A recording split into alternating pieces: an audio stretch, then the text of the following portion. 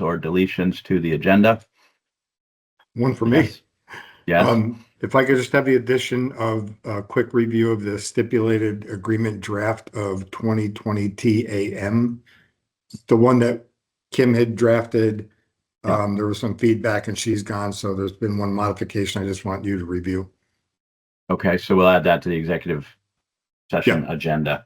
Let's put that in first on that agenda, and that way we can get that, make sure we get that business taken care of. Okay. So we'll accept, I'll accept certainly that addition. Anything else? Okay, minutes. I don't know if everybody's had time to read them or not, but all of us on the meeting here were present then. Have we had time to review the minutes of January 16th? And if so, would anyone care to make a motion on those? Motion to approve. I'll second. Second by Karen. Okay. Do we have any discussion on those minutes? Hearing none. All in favor? Aye. Aye. Aye.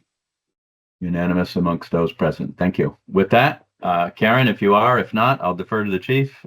Motion to go into I'm ready. executive session. Okay. I'm ready this week.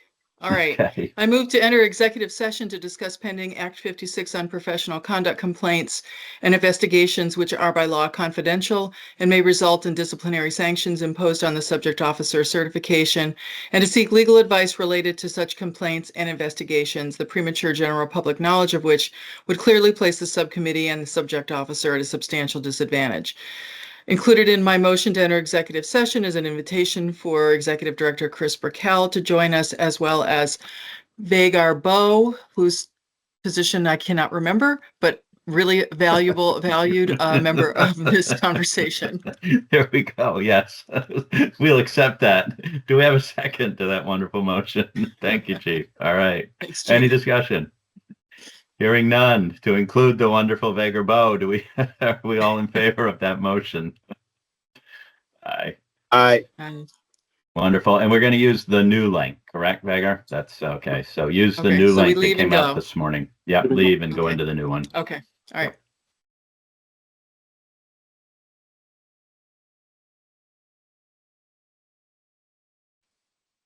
I will say mine spun for a long time before it let me in.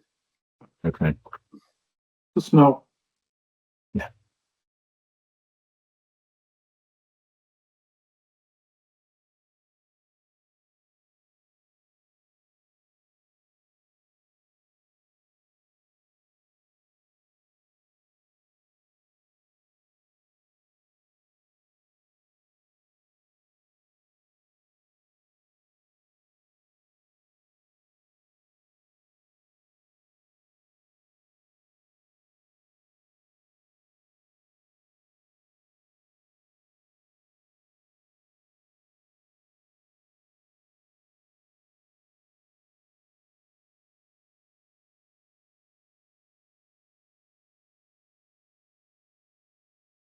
Wish we had an attorney. I'm struggling a little bit, having a motion and a vote, when one of the committee wasn't involved in the discussion.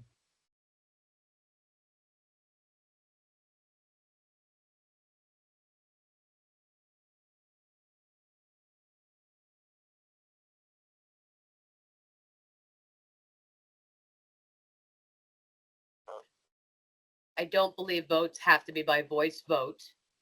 Yeah. They also don't have to be all at the same time, given that everyone was present for the discussion. Would it be acceptable to allow a email vote? Or would we just push it to the next time?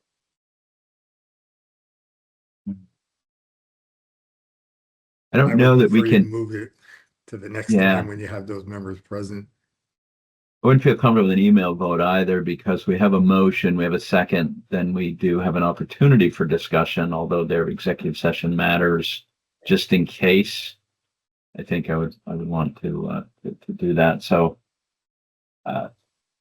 Sean, I'll have to defer to you, if you were, and please don't use names or circumstances. We can only use case numbers, but I'm trying to recall when you came in. Was it just the last case or was it the last two? The last two. So you're present for the last two. Okay. Yeah. All right. Yeah. So then, that being the case, I would note on the record that case 20246H8A, it was discussed in executive session, with, member Kareem Chapman present. Kareem had to leave. He's not here, so we're unable to hold a vote on that. So that's going to be, just held until our next meeting. Case 20246A8U, that too was discussed, just with Chief Frank, myself, and Kareem Chapman, being that he's not present. We don't have a quorum, so that too will be held until the next meeting for action. With that, I would go to case 20248U5WJ. That was held with, that discussion did have Chief Frank, myself, Kareem Chapman, and Sean Pratt.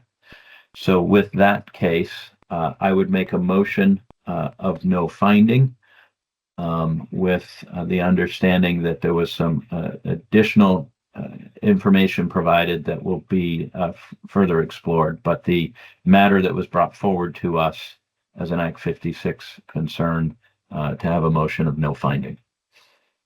Chief Frank, second. Second by Chief Frank. Any discussion? Hearing none, all in favor? Aye. Thanks, Sean. That's unanimous amongst those of us on the call. The another matter discussed in executive session 25VCJC0001. On that matter, I would make a motion of no finding. Do we have a second? Chief Frank, Okay, Chief Frank seconds. Do we have any discussion on that motion? Hearing none, all in favor? Aye. That is unanimous. I would also note on the record that case 25VCJC-0009, we did not have time to discuss that matter. That will be continued to a future meeting. So with that, we have no members of the public present. Do we have anything for general discussion? Just if I could continue the prior discussion about clearly or more clearly defining what direct control and supervision is. Would it make sense for this committee and us here to exchange emails or ideas prior to perhaps Chief Frank sending out an email? And I'll say the reason is because if there was some issue that came up that identified things that were either active cases or potential future cases, then they would take Chief Frank right out of the realm of being involved in those. And that could be problematic given the fact that there's only 5 committee members, where maybe we could address how we want to frame that question or that discussion to take place with us here before that goes out, and just figure out the best way to do that. It sounds kind of convoluted, but did that make sense to you?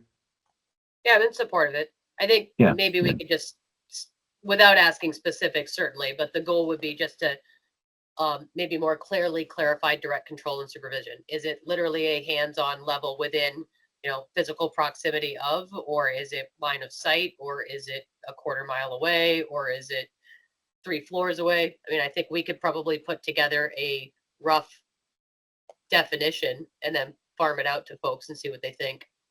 Yeah. Yeah, that's the problem, is like how our definition of what that looks like might differ from other folks. And then where's the legal definition without having an attorney on board? And then do we look to the statute to more clearly define, which I would rather not do. But I mean, if you take the words within the statute and just define them, we should be able to come up with something that's reasonable.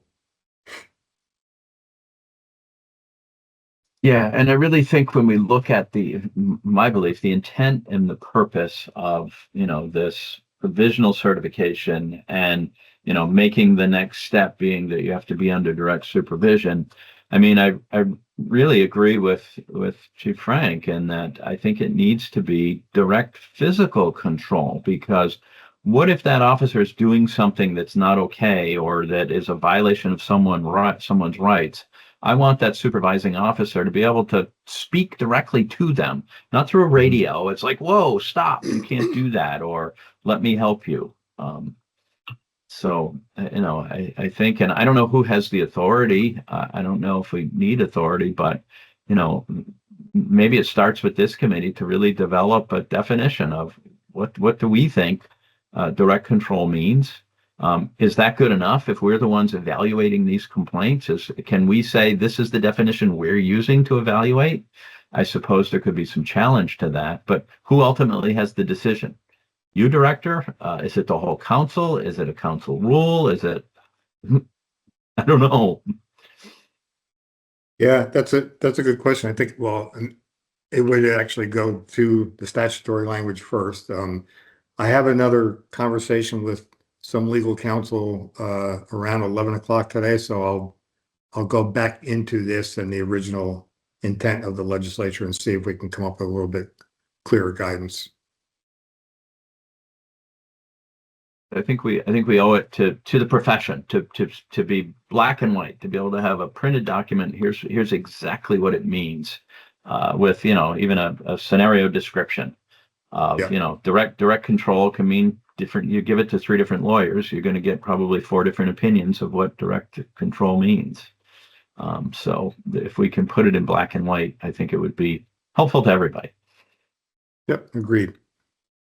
I also think we can reach out to what the statutes have already defined. So while we were having this conversation, I searched the Vermont statutes online for the term direct supervision, and other statutes have already made that determination in different fields. So for example, under chapter 51, which is radiology, it defines the term direct supervision as meaning the person being supervised remains in the physical presence of the supervisor at all times.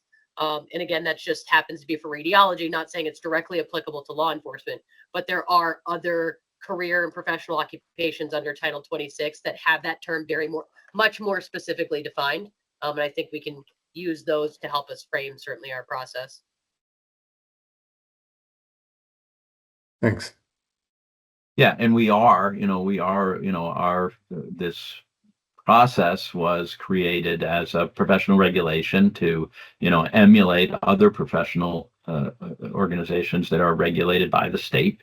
It was given to us instead of the Secretary of State. So I think it's absolutely fair and just to look at other professions that are regulated by state, and to try to parallel it as close as we can.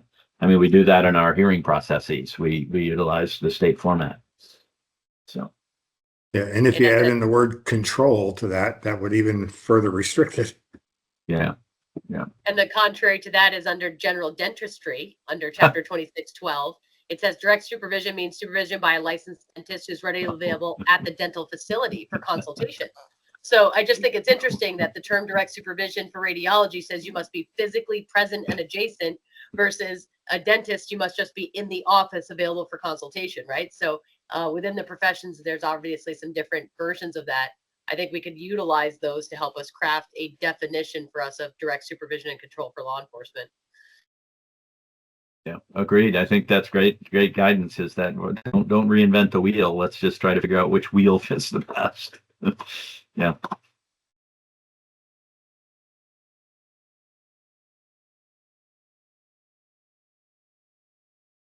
Motion to adjourn.